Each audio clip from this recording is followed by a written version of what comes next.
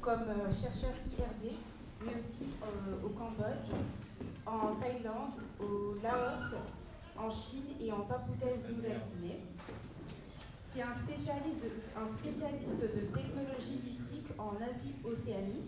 Donc, il s'intéresse à la variabilité des comportements techniques à travers l'étude de la pierre taillée en zone tropicale, ainsi qu'aux productions d'outils lithiques émergentes, et spécialisé chez les chasseurs-cueilleurs du Paléolithique. Il travaille sur les premiers peuplements en Asie du Sud-Est. Donc il a fait aussi des recherches sur les comportements préhistoriques qui l'ont aussi amené à réfléchir sur la méthodologie et sur l'épistémologie de sa discipline. Il a publié en 2020 aux éditions L'Harmattan La pierre et son ombre, épistémologie de la préhistoire. Donc, Monsieur Forestier va maintenant vous présenter pendant environ 45 minutes la civilisation du végétal, la part invisible de la préhistoire du sud-est asiatique. Vous pourrez, à l'issue de la conférence, lui poser quelques questions. Merci d'accueillir chaleureusement Monsieur Forestier.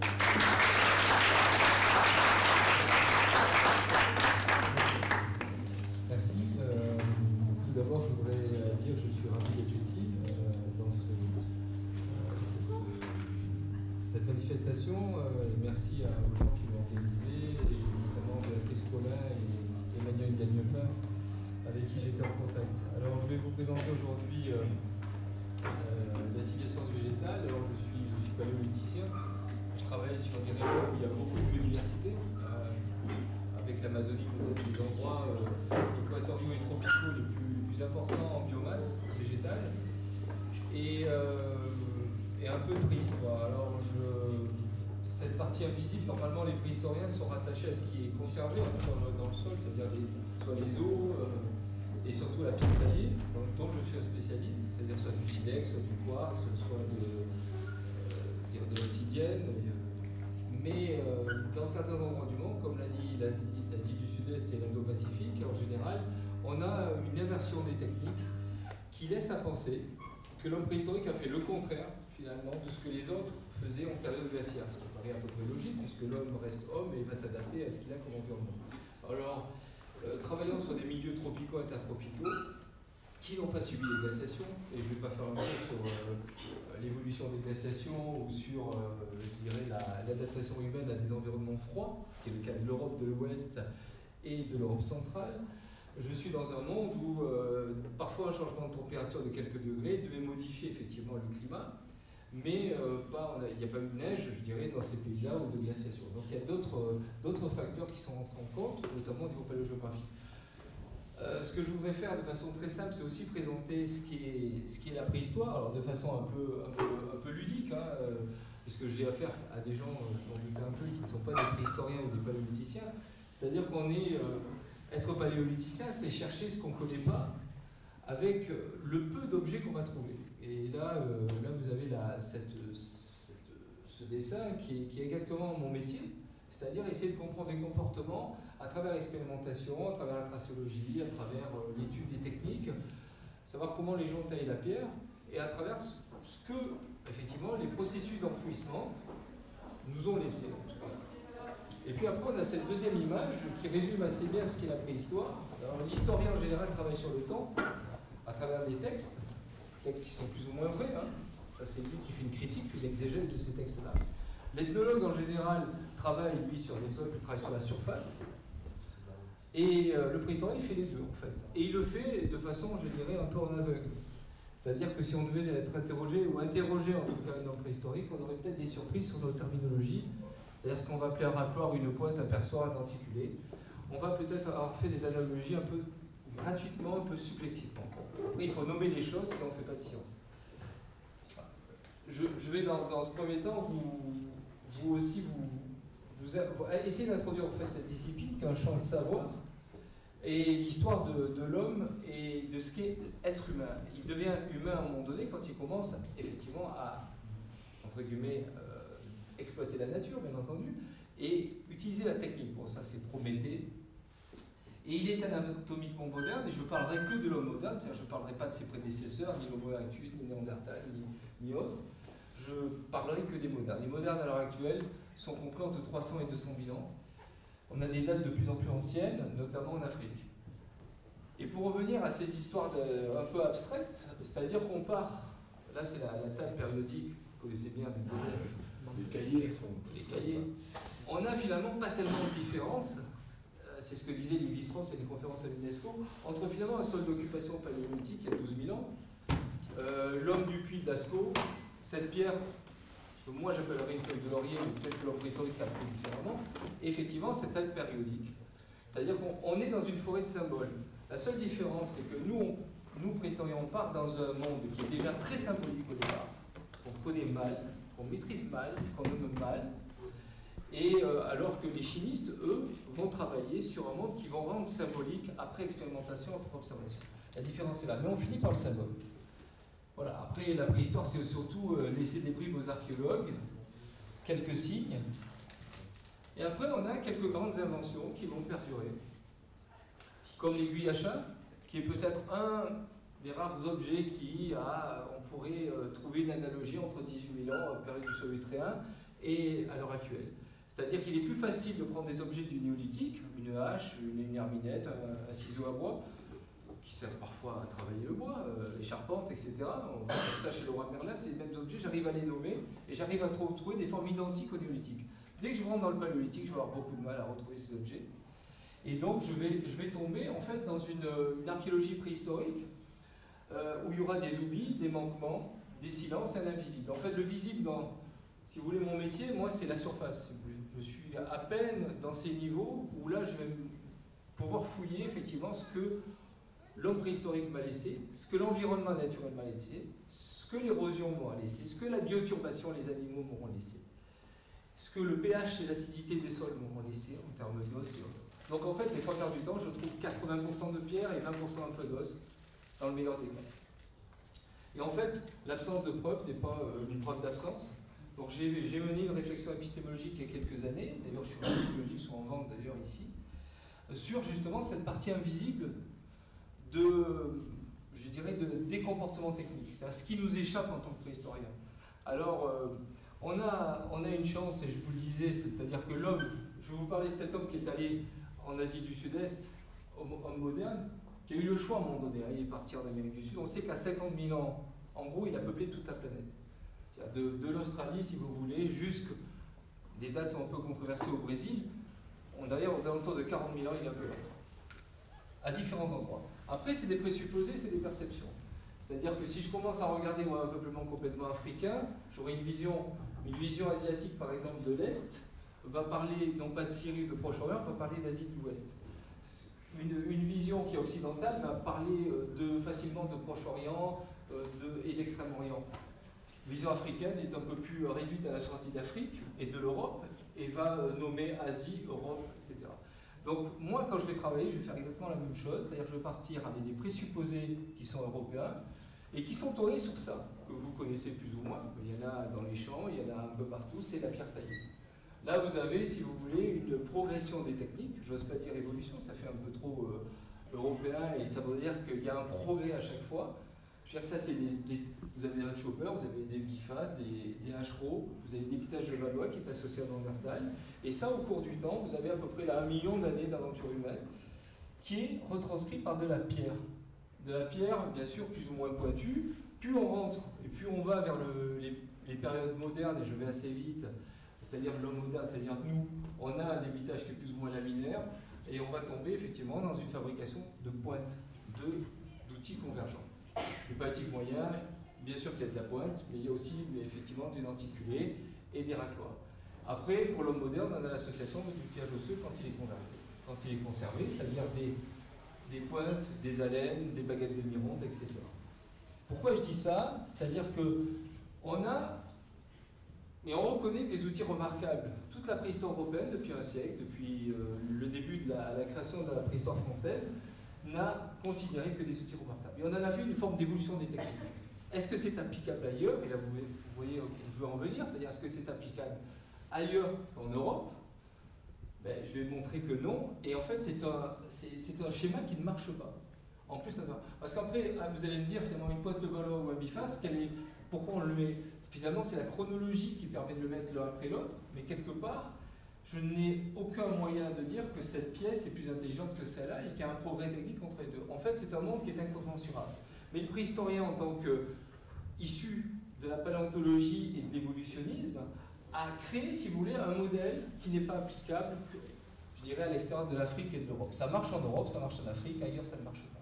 Donc moi, je m'intéresse à cette partie du monde, je vous l'ai dit au début, mais j'étais obligé de recadrer un peu, parce que je viens aussi d'Europe. Je fais comme ces gens, mais à part que je mets un peu moins de temps qu'eux pour voyager, je m'intéresse à ce qu'on appelle l'Extrême-Orient ou le Far East, c'est-à-dire à la fois l'Asie du Sud-Est continentale, qui va effectivement le premier intervenant à parler du Cambodge, qui est ici, donc Asie du Sud-Est, entre la Birmanie, le Vietnam, l'isthme de Kra, la Malaisie, l'archipel indonésien, jusqu'aux frontières de l'Océanie, avec effectivement cette sortie d'Afrique. Les sapiens sont sortis d'Afrique aux alentours de 300 000 ans, 180 000 ans, avec des crânes très anciens, et une industrie lithique qui est sous forme, vous le voyez, de pointe, je ne développe pas, en silex. Est-ce que ces migrations ont été dictées par le climat? Si Homo sapiens est arrivé très tardivement en Europe, aux alentours de 40 000 ans, et on n'a pas des zones modernes à 100 000 ans en Europe, c'est peut-être parce qu'ils ne voulaient pas de froid, tout simplement. Il y avait ce qu'on appelle à l'époque l'événement d'Henrich, je ne rentre pas dans la discussion, mais c'est ce qu'on appelle le Sahara vert, c'est-à-dire que l'homme a préféré partir vers l'Est pour après revenir vers l'Ouest et vers la France, si vous voulez, pour expliquer.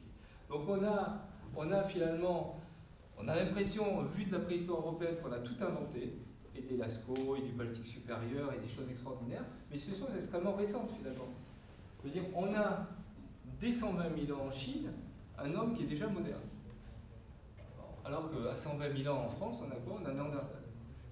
Ça veut dire qu'il avait une capacité crânienne plus grosse que... Voilà. En Chine, à 100 000 ans, on a ça. Que fait l'homme qui est en Chine en arrivant à 100 000 ans? Bon, alors, je vous donnais quelques spécimens, que ce soit Dali à 200 000. Je ne vais pas rentrer dans les histoires de la paléoanthropologie chinoise. Ça pour vous dire qu'on est à la fois en Chine des restes paléoanthropologiques qui nous permettent de trouver des sites très anciens, associés parfois des industries sur pierre, mais aussi des outils, notamment des outils en os. Donc déjà là on a un changement technique. Sur l'Asie du Sud-Est dont je vous parlais tout à l'heure, qui est l'endroit où je travaille, et je prendrai 3 exemples de terrains sur lesquels j'ai travaillé. Un terrain au Cambodge, on reste un peu au Cambodge aujourd'hui, un terrain en Papouasie-Nouvelle-Guinée, c'est-à-dire ici, le Cambodge étant ici, et au milieu d'une petite île, je la cherche, elle est là, qui est l'île de Mentawai, où il y a des hommes dits des hommes fleurs, où j'ai fait une étude ethno-archéologique il y a quelques années. Je vous disais que le climat n'avait pas trop changé en Asie du Sud-Est, oui, quand il y a des glaciations, ce qui change là, c'est finalement la régression marine, c'est-à-dire l'englacement des pôles fait qu'il y a une baisse du niveau marin un peu partout. Alors on n'a pas l'arrivée de calottes glaciaires, je le disais, dans des pays tropicaux, intertropicaux, mais on a des voies de passage particuliers. Là vous voyez des ponts terrestres, si vous voyez la mer de Java ici était une plaine, et on pouvait effectivement communiquer entre Bornéo, Java, Sumatra et la Malaisie, à différentes époques, avec une variation climatique, avec des optimums glaciaires comme ici, aux alentours de 20 000 ans, qui est bien connu, qui est ici, où la mer avait baissé de 150 mètres. Donc il faut imaginer des voies de passage et des migrations dans toute cette Asie continentale, avec 2 phénomènes. Un phénomène qu'on appelle le Sunda, qui est cette espèce de plateforme due à la régression marine, et le Saoul, qui est celui qu'on retrouve entre la Papouasie-Nouvelle-Guinée, l'Australie et la Tasmanie. Ce qui a créé effectivement des différences de monde entre les hommes, mais aussi les animaux. Vous avez d'un côté, j'y reviendrai un peu, les animaux qui sont placentaires, et les placentaires d'un côté, les marsupiaux de l'autre. Ce qui m'a intéressé, c'est ce foisonnement d'hommes modernes arrivés en Asie du Sud-Est. Il n'y en a pas non plus beaucoup. Alors, on sait qu'en Chine, vous le disiez, c'est 100 000 ans. Au Laos, on a des dates qui sont à peu près... Il y a eu quelques essais à 164 000 ans, mais on va dire que la moyenne des dates se situe entre 66 et 63 000 ans. On est à 63 73 000 ans. Et c'est chaque fois quelques molaires, quelques petits morceaux, parfois des crânes à moitié entiers. la question est de savoir, ces hommes, quand ils sont arrivés là, qu'est-ce qu'ils ont fait comme matériel lithique? Est-ce qu'ils c'était des chasseurs-cueilleurs? Ils chassaient, ils consommaient? Ça, c'est un peu je dirais, la globalisation de ce qu'on voudrait, nous, dans notre construction de l'idéal du chasseur-cueilleur en Europe, en Afrique, en Europe centrale. Dans ces forêts d'Asie du Sud-Est, comment ces gens se sont comportés? Ben, complètement différemment. Voilà le résumé, voilà ce que l'homme produit quand il est en Europe, c'est-à-dire de l'outillage qui est osseux, des pointes, un débitage qui est lamino-lamellaire en silex en général, ou en matière dure, en silice, et bien sûr, effectivement, des peintures pariétales, de l'art, comme vous avez à Volgaret en Allemagne, ou pendant l'Aurignacien, si vous voulez, la grotte Chauvet, 36 000 ans, que tout le monde connaît. En Asie du Sud-Est, ils ont refusé cette progression, ou en tout cas cet état technique, pour revenir, ou je dirais pas revenir, mais réinventer des formes d'outils beaucoup plus grossiers par rapport à ce qu'on pourrait avoir ici, qu'on appelle des choppers ou des unifaces. C'est-à-dire la question, moi je me suis posé cette question-là, pourquoi à un moment donné, ces gens qui sont modernes, comme les autres, ont décidé non seulement de ne pas choisir les meilleures matières lithiques, siliceuses, faciles à tailler, ils sont allés chercher des matériaux très lourds, c'est-à-dire des galets de calcaire, de quartz, de quartzite, pour faire des outils extrêmement, entre guillemets, frustres, qu'on retrouve à des périodes beaucoup plus anciennes en Europe. Et du coup, il y a ce schéma qui s'installe, qui est tout à fait objectif, c'est-à-dire toute la partie, on va dire, européenne, jusqu'au néolithique, au mésolithique, vous avez un allègement de l'outillage, ce qui a fait dire aux gens qu'il y avait une évolution des techniques, ce qui n'est pas vrai en soi, très particulier. Vous avez ici, en Asie du Sud-Est, pendant la période de l'homme moderne, c'est-à-dire les derniers, on prend les années 40 000 ans, une unité dans cette zone-là où vous avez que des, entre guillemets, des pierres beaucoup plus frustes, beaucoup plus grossières. Regardez ce que vous avez à la même époque de l'autre côté. Sans être préhistorien, vous voyez qu'il y a un allègement qui n'est pas... Donc en fait, il y a une volonté à un moment donné, quand ils sont rentrés dans la forêt, de se dire, voilà, on n'a peut-être pas besoin de faire des pointes en silex, des outils extrêmement légers, etc., etc. Ils en avaient les moyens, ils avaient les matériaux, ils sont allés chercher des outils extrêmement lourds. Donc je me suis posé cette question sur l'impact de la forêt, en tout cas, sur ces déterminismes-là. Voilà le genre de pierre qu'on trouve à 5 000, 6 000, 7 000 ans, 10 000 ans, 15 000 ans, 20 000 ans, pendant toute la durée du Paléolithique supérieur. Autant en Europe, ça change, Aurignacien, Gravétien, Solutréen, Magdalénien, etc. Vous avez des changements techniques. Autant là, vous avez une unité, pour entrer dans une unité technique, vous n'avez que des gros outils sur Galilée. Bon. Et ça, sur quasiment tous les sites d'Asie du Sud-Est continentale, là où il y a une forêt dense humide, avec des diptérocarpacées, des grands arbres, ça il vous en a montré quelques-uns encore, c'est des régions très montagneuses. Enfin, par exemple, si vous prenez le Laos, c'est un pays qui est 80% montagneux, qui a d'ailleurs entièrement été créé par la France. Et vous avez tous ces sites qui sont en général plutôt près des contreforts et qui ont en fait permis des occupations particulières. Donc je me suis posé la question, moi, d'une civilisation du végétal et d'une hypothèse du bambou. Je ne suis pas le seul à l'avoir fait. Il y a une dame en 1932, on parlait du Cambodge, mais elle était au Vietnam.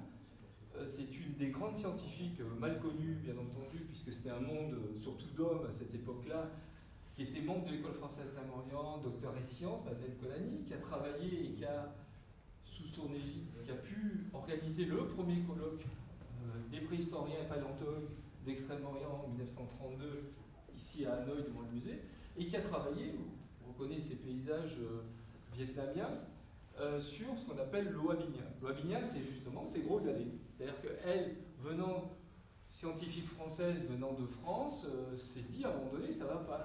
Comme moi, un siècle après, je me suis posé la même question. Elle a fouillé une 60aine de grottes, et elle a mis en exergue, si vous voulez, cette particularité. Il est évident qu'on préfère présenter un homme moderne comme vous, puisque le préhistorien est toujours en train de travailler un peu par réflexivité. C'est-à-dire que moi, quand je parle des hommes modernes, c'est des gens comme moi. Quand on voit qu'eux font des galets, que les autres font l'asco, font du débitage laminaire, des pointes très jolies en silex, etc., comprenez que c'est passé sous silence. Et même, je dirais que les territoires, en tout cas les Vietnamiens, les Cambodgiens, les Thaïlandais ont mis quelques années pour assumer un petit peu cette culture technique si particulière qui a été un peu montrée du doigt par certains Européens comme une régression technique ou une stagnation, ou une inertie, c'est comme on l'entend. Madame Colani, elle a défendu cette diversité et elle a dit qu'il y avait un autre problème qui était un problème beaucoup plus environnemental. Moi j'ai repris ses travaux, je suis retourné travailler sur ces karstes, vous voyez c'est des reliefs très, très connus, vous avez à peu près 2, 3, 4 grottes par mogote, on appelle ça des mogotes, ces karstes tropicaux-humides à tourelles qui sont très connus, fameux au Vietnam, qu'on retrouve dans toute l'Asie du Sud-Est continentale, jusque, si certains connaissent, les plages de Krabi ou les plages de Thaïlande, vous avez le même karst, même formation calcaire, la même à la baie d'Along d'ailleurs. La question était de savoir si ces outils étaient répétés, pourquoi ils étaient présents, et est-ce qu'on en avait effectivement dans tous ces grands massifs karstiques et ces grands lieux d'occupation préhistorique. Voilà, karst tropical humide à Hoa Binh, au nord du Vietnam, là vous l'avez.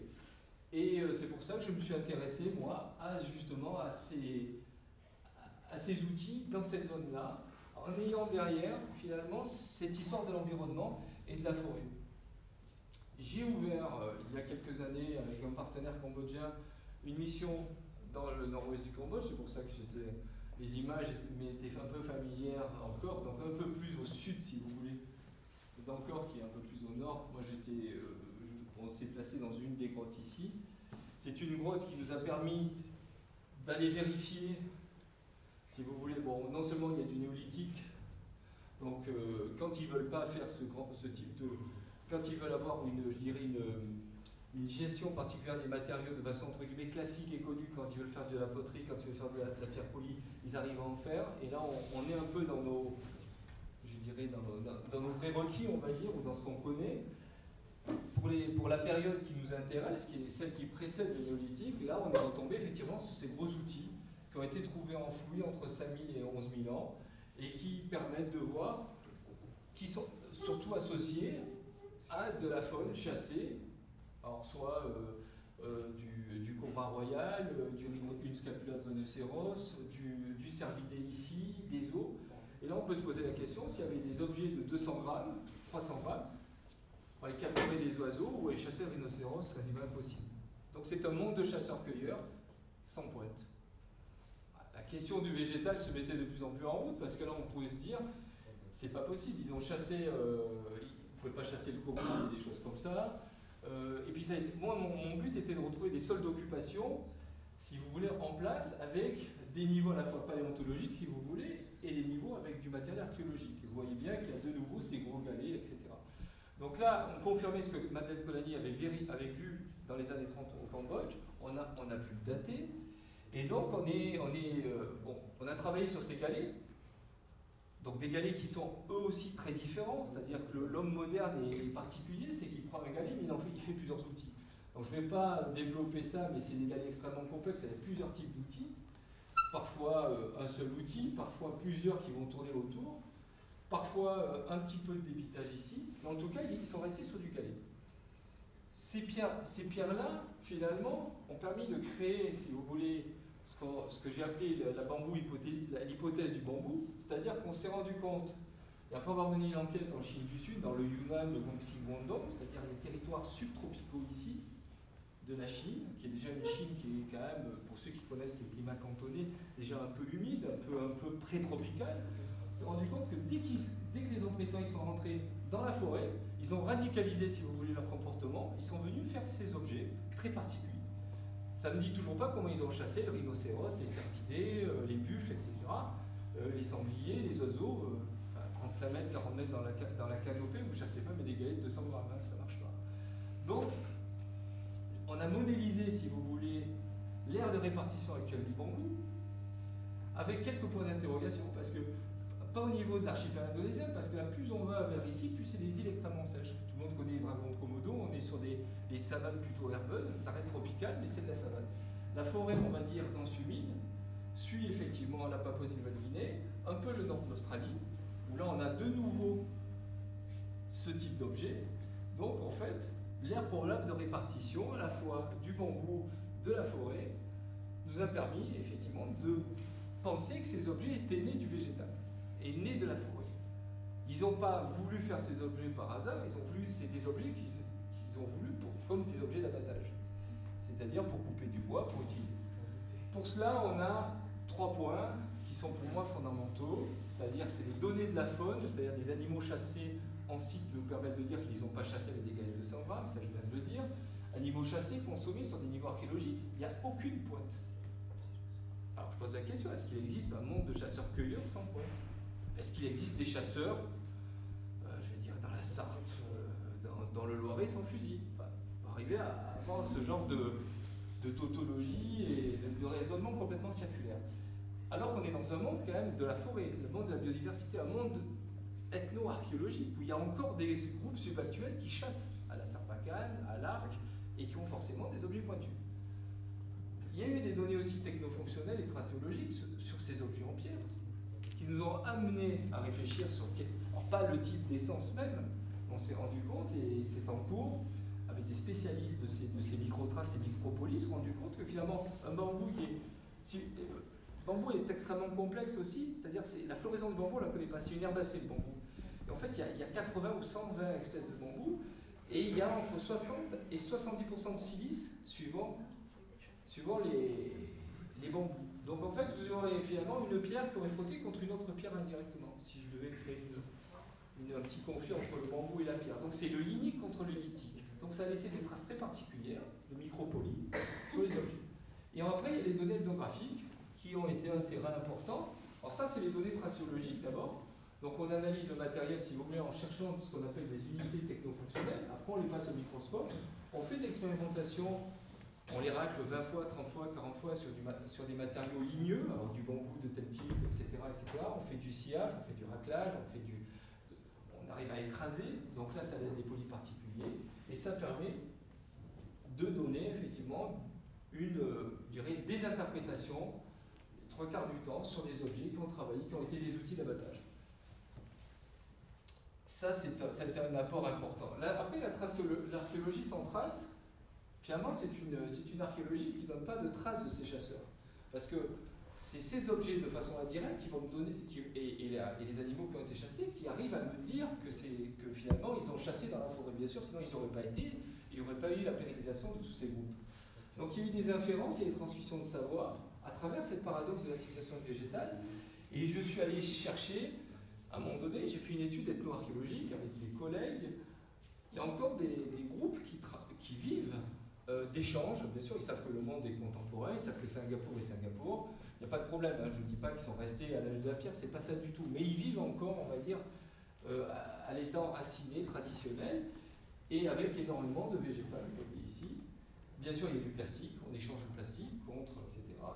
Et j'ai travaillé surtout, alors non pas sur les malabris qui sont ici, qui sont en Thaïlande, mais plutôt sur les gens de Mentawai, qui, alors eux sont complètement dans une civilisation du végétal, à la fois au niveau des tatouages. C'est un livre qu'on a sorti en 2008, vous voyez cette personne prise de dos et là de face, dans un monde où finalement de l'humide, de l'éphémère, de la disparition, où on est dans un monde extrêmement compliqué pour des matières dures. C'est très intéressant, d'ailleurs les matières dures comme le fer sont échangées et sont des matières pour tuer en général, tuer des grosses bêtes, des sangliers, des sages, et c'est des matières qui sont dites matières agressives.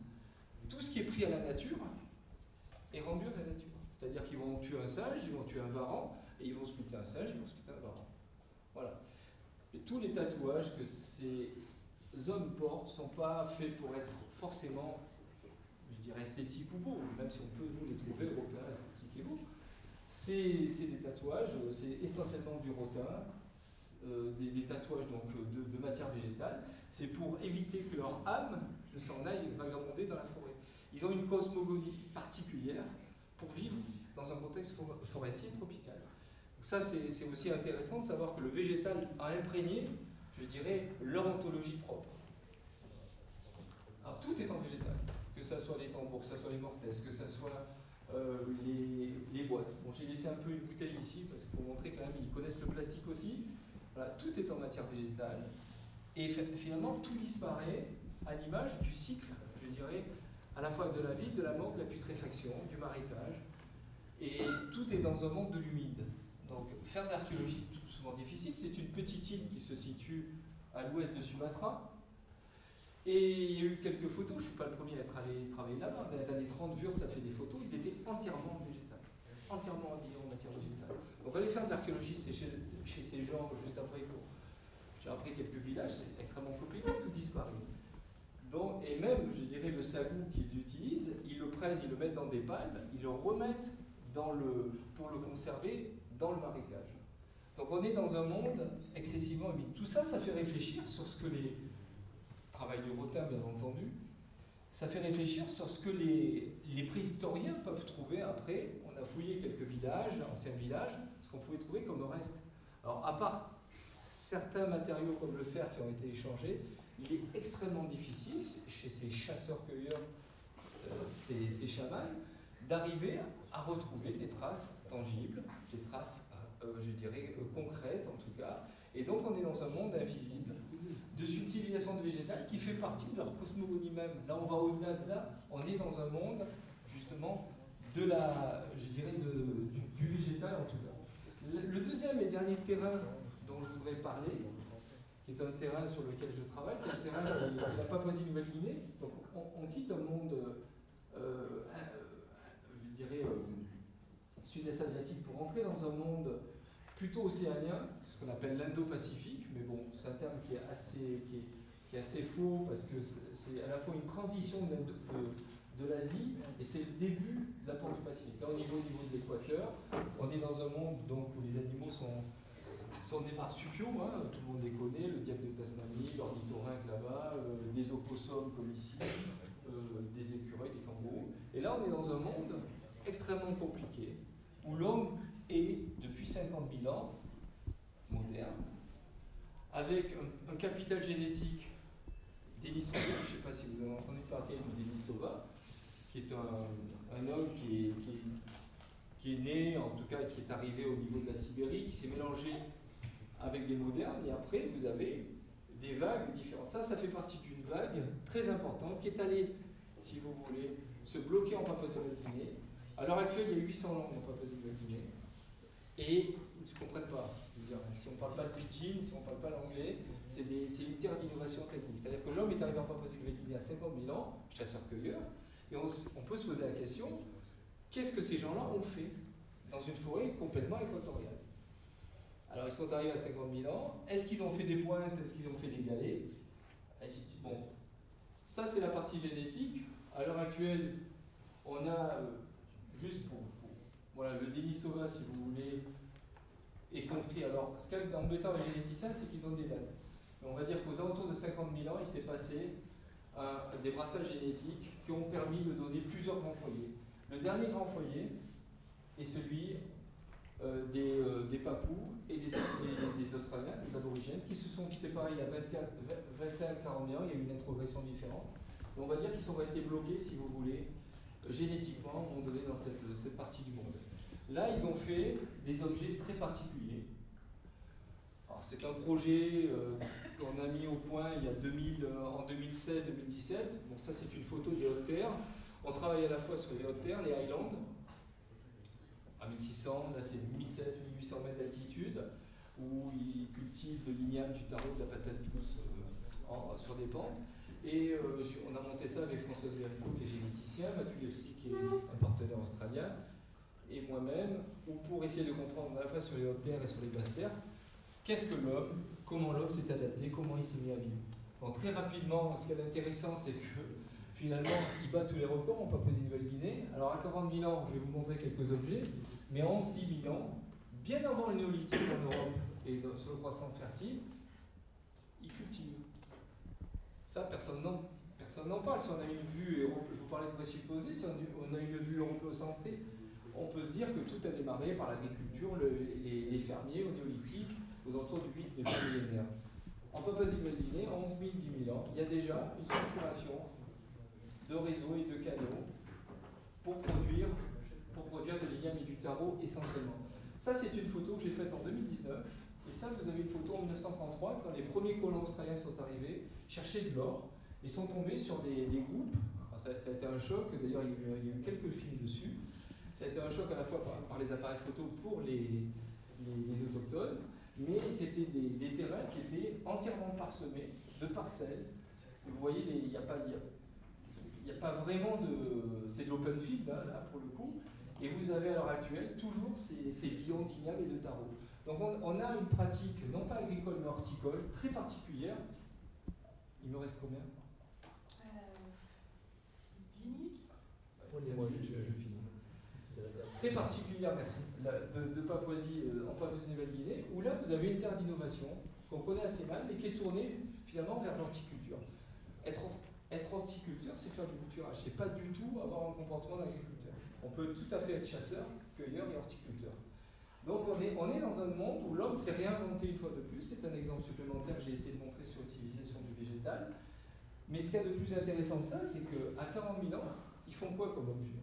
Mais ils font des objets qu'on retrouverait au 4e millénaire, par exemple, en Mésopotamie ou ailleurs, c'est-à-dire ce qu'on appelle des houes, ce que les anglo-saxons appellent les steam tools.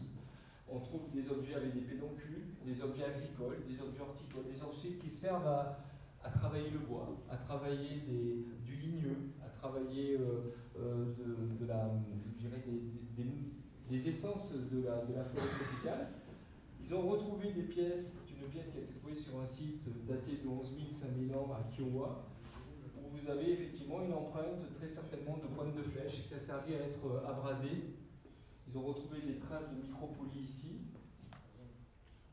de végétal, qui permet de dire finalement que là encore, la partie invisible n'a pas perduré, mais que la pierre est capable, si on la regarde différemment avec un regard et en tout cas une sortie de la pierre et de la matière, sans se faire complètement absorber par ce qui est réel, de se dire finalement ces objets sont là pour nous témoigner finalement la grosse partie invisible qui devait régner à cette époque-là, qui était une civilisation entièrement du végétal. Alors je ne dis pas bambou à 100%, mais effectivement le bambou, étant donné qu'il y a beaucoup de silice dans les textures et la fibre du bambou, est souvent très représenté dans les spectres, en tout cas qu'on arrive à mettre en évidence par les études des microtraces.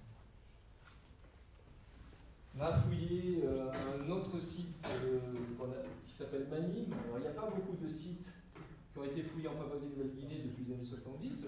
Ils ont eu l'indépendance en 75. Donc tous ces sites ont été fouillés par les collègues australiens juste avant l'indépendance. Maintenant, il est compliqué d'y aller parce que c'est des terrains très très complexes. On a réussi à retrouver en fait un ancien site qu'on a refouillé, qui est un abri sauvage ici.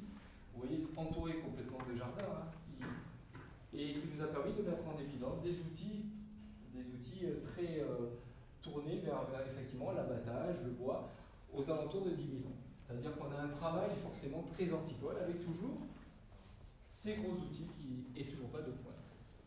Voilà. Donc on est dans un monde qui est à la fois horticole et végétal. On a une chronologie des outils et des armes de cette grande Australie très particulière. Finalement, on est dans une inversion en hémisphère sud de tout ce qu'on a en Europe. Ce n'est pas une montée vers la pointe et vers des outils en silex, un allègement d'outillage, voilà, je dirais des choses très reconnaissables, c'est-à-dire des pointes, on va dire. Là, on commencerait par des outils horticoles, en tout cas tournés vers l'abattage du bois, et qui continueraient avec parfois du néolithique, il n'y a pas des pierres qu'on connaît mieux, qui sont des pierres polies ou des armillates ici. L'apparition d'un débitage silex très, très récent, entre 2 et 3 000 BP. Et en Australie, pareil. En Australie, on a tendance à résumer l'Australie à des périodes très récentes où les aborigènes sont dans un monde, là, pour le coup, désertique, où ils ont chassé notamment le kangourou et autres. Mais ils auraient commencé, eux aussi, avec des pierres qui seraient tournées vers l'abattage d'arbres et des choses comme ça, c'est-à-dire plutôt des objets très néolithiques. Tout ça pour vous montrer que c'est ce carrefour de présupposés, que quand on commence à regarder très loin, il y a 15, 18, 20 000 km, on se retrouve à se demander que l'homme à chaque fois est nouveau finalement. Il est moderne, mais il est moderne et du coup il va se recomposer différemment. À chaque moment c'est une histoire. Autour de chaque ici, finalement, il y a une sphère qui se passe là-bas. Que là, la forêt est tellement prégnante, tellement forte, tellement imposante, qu'en fait, pour s'adapter, il a dû délaisser une partie de l'acquis, parce qu'il pouvait très bien faire du silex, faire des petites pointes, etc.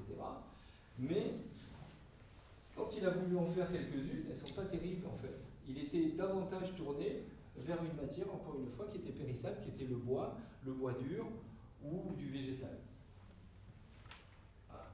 Et je voulais terminer sur cette image, qui est peut-être en fait ce regard qui est en train de dire à l'archéologue et au préhistorique, finalement, ce que tu vois, ce que tu laisses, que vous pouvez regarder ou interpréter comme des outils, comme des objets qui auraient laissé une trace, finalement, ce sont des effets. Finalement, les seuls des outils qui ont laissé des traces, c'est des objets qui ont transcendé le monde et qui n'existent plus et qui existent à travers ce qui reste. C'est qu'une partie, finalement, de notre regard porté sur le matériel. Voilà, je vous remercie.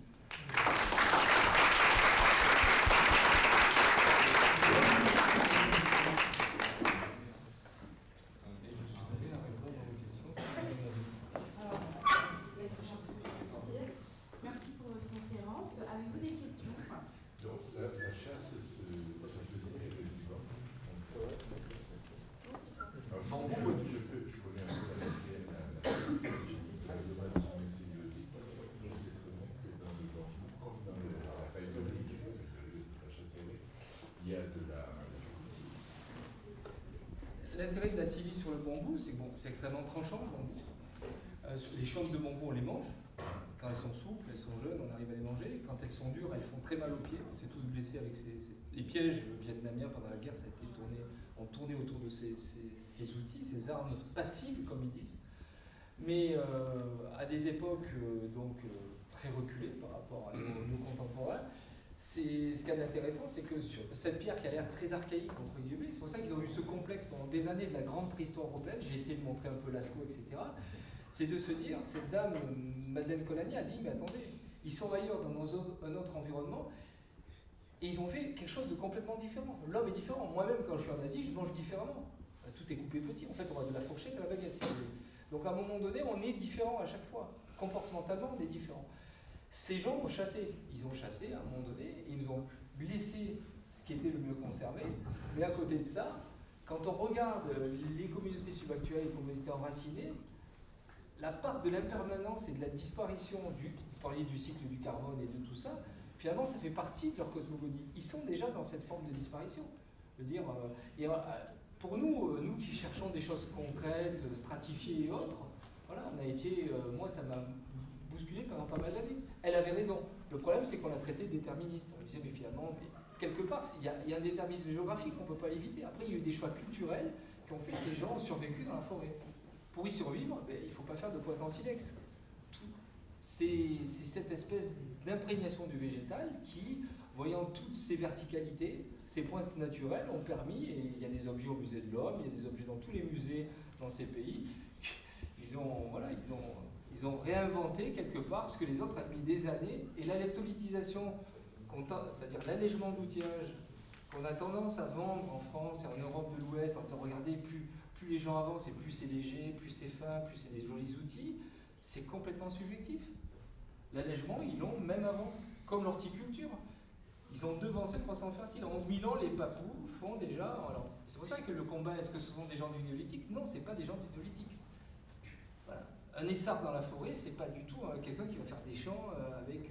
Voilà.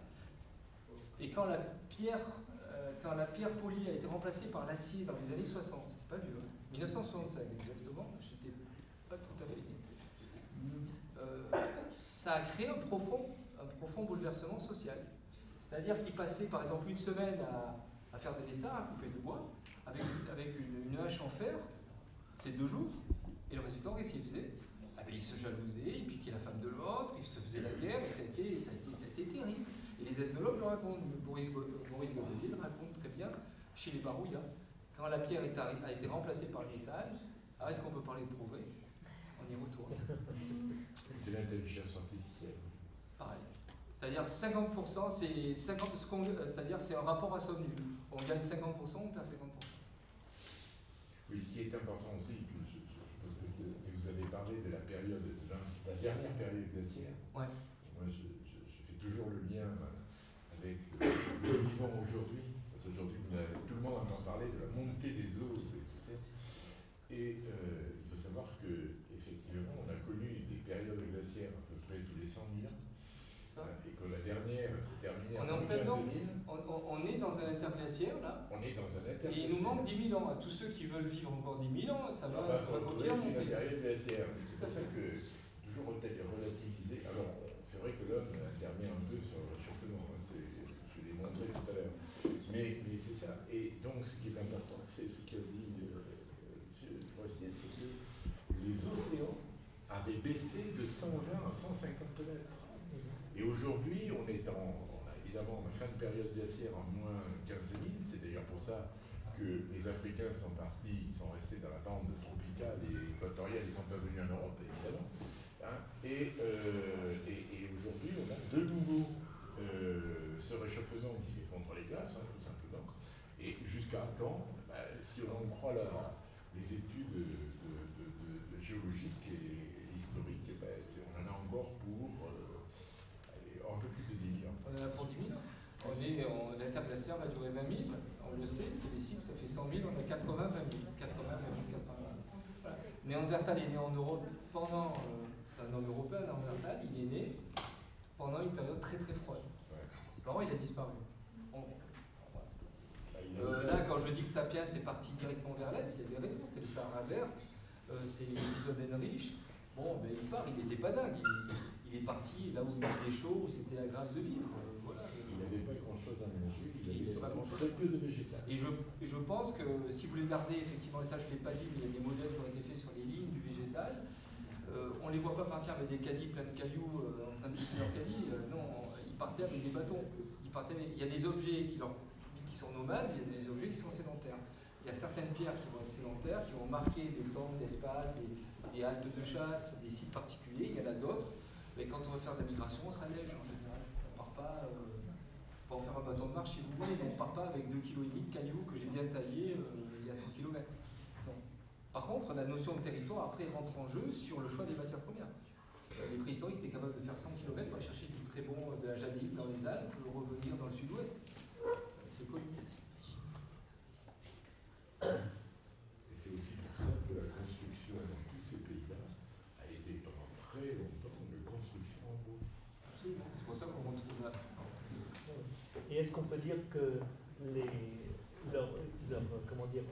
couvert qu'il pouvait y avoir et tout ça, la végétation, faisait qu'en fait, ils n'avaient pas les mêmes gros animaux qu'on pouvait avoir, comme des bœufs ou des choses comme ça, et que c'était plutôt des oiseaux, ou s'ils mangeaient un peu de viande. Alors, là j'ai simplifié l'histoire. Par exemple, si je devais prendre le site du Cambodge, si je prends les photos qui ont été prises en 1950 et les photos que j'ai prises moi du même endroit quand j'ai commencé à travailler là-bas en 2004, et quasiment plus rien, ils ont tout rasé, ils ont coupé la forêt.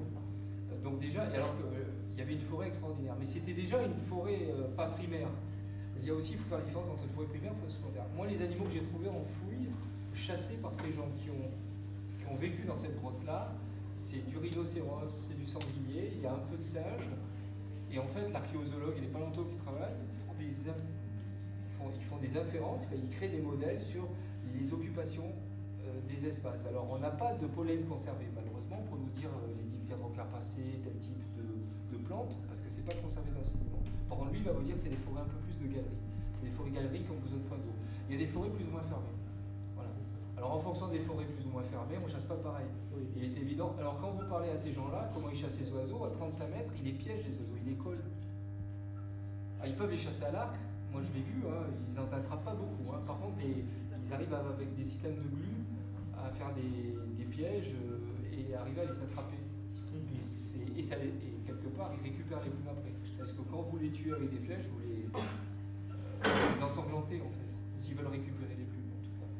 Voilà. Mais on ne chasse pas le kangourou comme on a chassé effectivement l'auroch dans les plaines de Pologne ou en France. Mais ici, le rhinocéros, c'est quand même un animal relativement gros avec une belle épaisseur. Donc ça veut dire qu'ils avaient créé des outils en bambou suffisamment. Ils n'avaient pas besoin de silex fin. Tout à fait. Moi, bon, après, il y a eu un complexe, je le disais, c'est pour ça que j'ai parlé un peu de préhistoire européenne au début, puis j'en viens moi-même. C'est-à-dire quand vous voyez ce panel d'outils magnifiques que vous avez dans les musées de France, un peu partout, hein, parisiens, de Bourg, le musée de l'Homme, etc., vous vous dites quand même il y a une évolution. Tous les gens l'ont dit. C'est complètement fou parce que Finalement, au final, ça voudrait dire qu'eux sont restés au stade 0 du truc.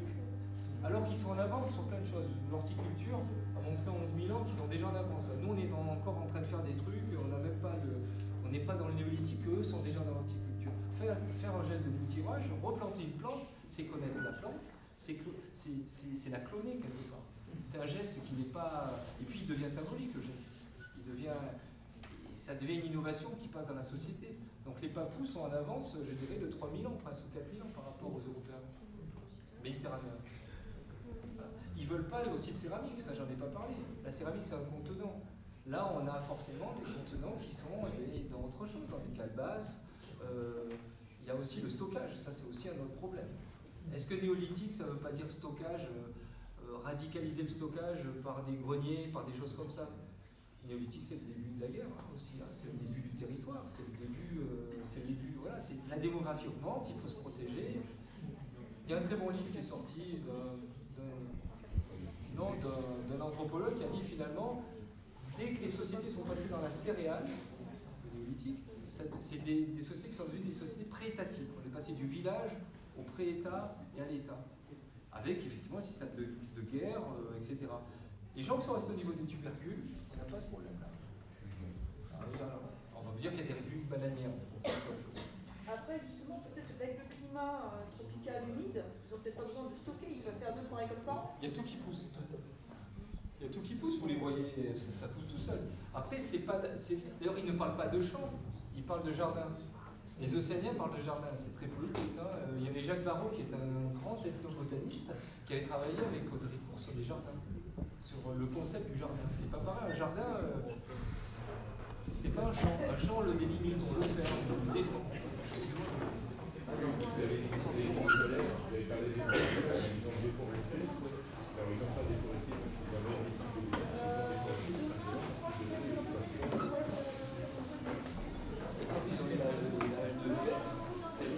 de socialement, il y avait des guerres dans tous les sens. Ils se faisaient la guerre. Alors que c'était très calme. On s'échange, il y a des clashs, donc contre donc. Dès que le fer est arrivé,